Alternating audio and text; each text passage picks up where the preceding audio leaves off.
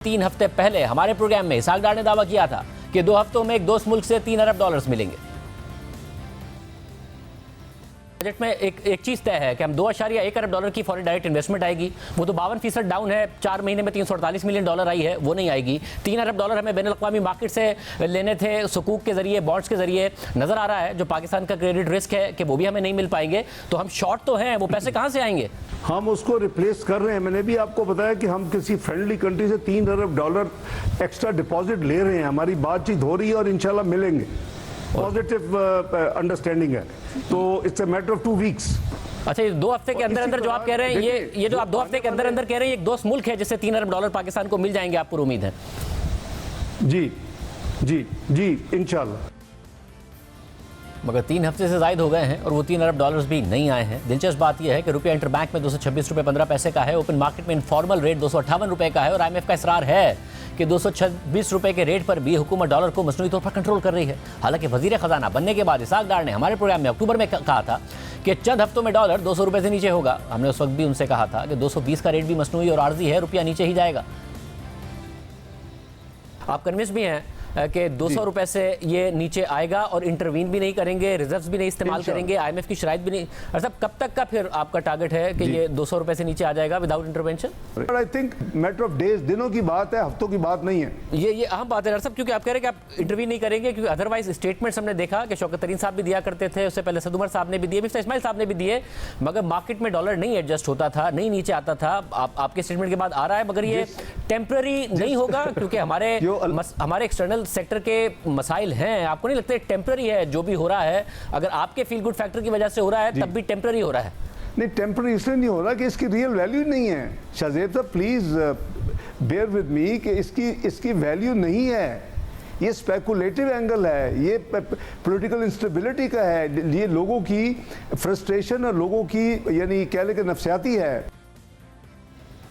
मगर फिर डॉलर बढ़ता चला गया, इंटरबैंक और ओपन मार्केट का फ़र्क बढ़ता चला गया। और हमारे अगले प्रोग्राम में जब इसहाक डार आए तो वो मुत्तफिक थे कि इंटरबैंक और ओपन मार्केट का रेट का इतना बड़ा फ़र्क नुकसानदेह साबित हो रहा है। आपने जो मुख्तलिफ इक़दाम किए डॉलर को कंट्रोल करने के लिए, अब वो 224 से नीचे इंटरबैंक में है, मगर ओपन मार्केट में 231 रुपये 50 पैसे का है। मगर अगर आप जाएं तो 231 रुपये 50 पैसे का भी मार्केट में आपको मिलेगा नहीं, बल्कि वो आपको ऊपर से 9-10 रुपये एक्स्ट्रा देने पड़ेंगे। ग्रे मार्केट क्रिएट हो गई है, एक पैरेलल मार्केट क्रिएट हो गई है, जिसके वजह से रेमिटेंसेज भी गिर रही हैं कि 224 के रेट पर कोई इंटरबैंक में क्यों भेजेगा जब उसको इतना बड़ा रेट मिल रहा होगा, हुंडी हवाले से पैसे आ रहे हैं। एग्रीड, आपने बिल्कुल सही आइडेंटिफाई किया। हमने भी मिनिस्ट्री ऑफ फाइनेंस से बैठ के आइडेंटिफाई कर चुके हैं। मेरी जो रेलेवेंट एजेंसीज है, ये पाकिस्तान से जो हम कोला खरीदने अपने एक नेबरिंग कंट्री से रुपयों में, वो सारे का सारा पैसा पाकिस्तान में आकर डॉलर जा रहा है, स्मगल हो रहा है। अब किसी ने तो उसको रोकना है ना, वो तो जाहिर है मिनिस्ट्री ऑफ फाइनेंस तो जाके बॉर्डर्स पर नहीं रोकेगी। जो रिस्पॉन्सिबल लोग हैं, मेरी बात उनसे हो चुकी है पिछले चंद दिन पहले और तफसील से डिस्कशन हुई है। उन्होंने मुझे श्योर किया कि they will do their best कि ये जो इस तरह की जो करेंसी स्मगलिंग है पाकिस्तान से फॉरेन करेंसी, उसको रोका जाए। ये एक किस्म का एक भंवर सा बन गया है, इसे vicious circle we have to break it. और ये ब्रेक माजी में भी हुआ था, 98-99 में, 13-14 में भी हुआ था। आई एम वेरी होपफुल, थोड़ा सा टाइम दे, इंशाल्लाह ये भी काबू आ जाएगा।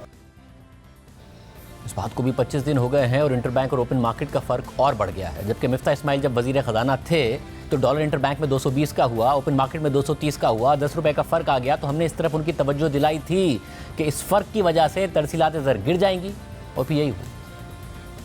इंटरबैंक में 220 से ऊपर है डॉलर और ओपन मार्केट में 230 रुपये का है डॉलर, 10 रुपये का फ़र्क। तो ये हिस्टोरिक हाइज हैं। इससे रेमिटेंसेज में भी फ़र्क आ सकता है ऑफिशियल चैनल से जो आती है, क्योंकि लोगों को नज़र आ रहा है कि अगर हम अनऑफिशियल से लाते हैं तो ओपन मार्केट में हमें ज़्यादा बेहतर रेट मिल सकता है।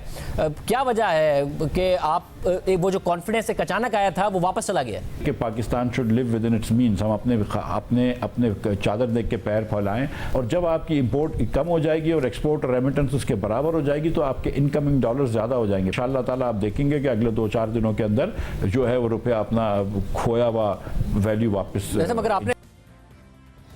मगर मिफ्ता इस्माइल का दावा भी पूरा नहीं हुआ था, फ़र्क बढ़ता चला गया। बैंकिंग चैनल से आने वाली तरसीलात ज़र और बरामदात दोनों मुतासिर हुई। जो अदाद शुमार सामने आ रहे हैं उसके मुताबिक दिसंबर के महीने में बरामदात और तरसीलात ज़र में मज़ीद 10 से 15% की कमी आ सकती है।